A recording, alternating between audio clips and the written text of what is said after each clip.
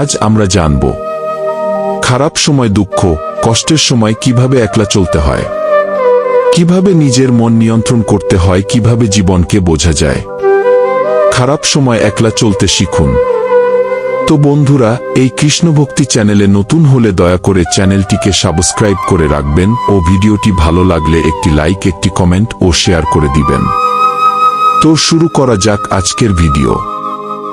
গল্প নির্জনের পথিক, একলা চলার মহামূল্য শিক্ষা।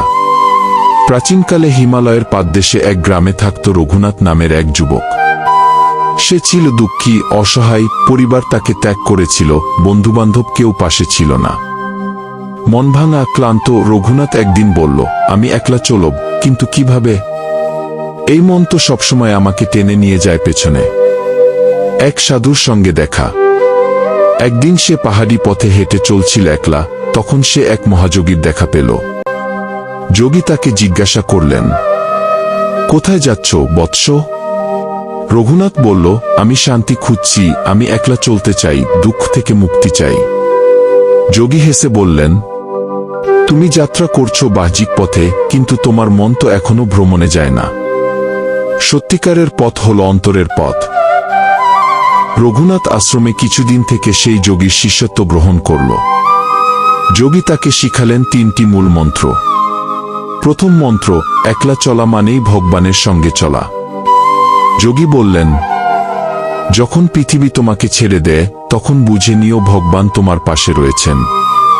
তাকে শেখানো হলো এই গীতার শ্লোক, উদ্ধরেত আত্মনাত্মানং নাত্মানম্বসাদেত, আত্মৈব হ্যাত্তন বন্ধু, আত্মৈব রিপুরাত্তন।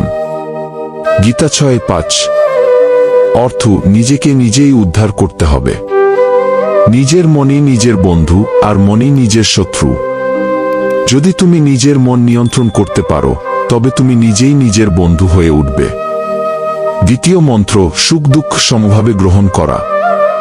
যোগী একদিন আগুনে হাত ছুঁইয়ে বললেন, দেখো, আগুন যেমন গরমে পোড়ায়, তেমনি তুষার ঠান্ডায় জমিয়ে ফেলে। কিন্তু এক যোগী এই দুটোকে এক মনে করে। সুখ আর দুঃখ, লাভ আর ক্ষতি, এই দুই সাময়িক। গীতার এই শ্লোকটি তাকে প্রতিদিন বলানো হতো। সুখ দুঃখের সময় কিত্তা লাভালাভ জয় জয়, তত যুদ্ধায় যুদ্ধস্য নৈ পাপম বাপসসি। অর্থ, সুখ দুঃখ, লাভ ক্ষতি, জয় পরাজয় সমভাবে গ্রহণ করে তোমার কর্তব্য পালন করো, তাহলে পাপেও জড়াবে না। তৃতীয় মন্ত্র, মন নিয়ন্ত্রণ মানে ঈশ্বরের সাথে মিলন। যোগী বললেন, মন যদি ছুটে যায় অতীত আর ভবিষ্যতের দিকে, তাহলে বর্তমানটা হারিয়ে যায়। আর ঈশ্বর বর্তমানেই থাকেন। তাকে ধ্যান শিখানো হয়, প্রতিদিন ভোরে উঠে এই মন্ত্রে মন একাগ্র করার জন্য। মনা সচলং অস্থিরং চ শক্তিমান দুঃখনিগ্রহম, অভ্যাসন্তু কৌন্তেয় বৈরাগ্যেঞ্চ গৃহ্যতে। অর্থ, মন অস্থির ও চঞ্চল, তবে অভ্যাস ও বৈরাগ্যের দ্বারা তা নিয়ন্ত্রিত করা যায়। শেষ শিক্ষা। রঘুনাথ ধীরে ধীরে বুঝতে লাগল, একলা চলা মানে দুঃখ নয়, ঈশ্বরের নির্ভরতা। সুখ দুঃখে স্থির থাকা মানেই জীবন জয় করা।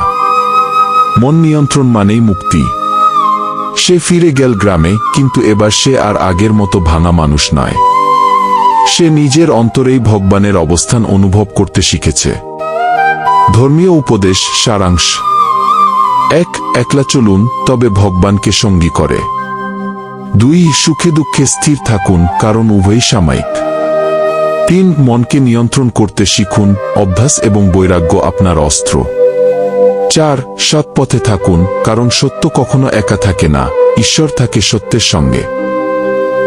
তো বন্ধুরা, ভিডিওটি কেমন লাগলো অবশ্যই কমেন্টে জানাবেন, আর এই কৃষ্ণভক্তি চ্যানেলে নতুন হলে দয়া করে চ্যানেলটিকে সাবস্ক্রাইব করে রাখবেন ও একটি লাইক, একটি কমেন্ট, একটি শেয়ার করতে পারেন। ধন্যবাদ।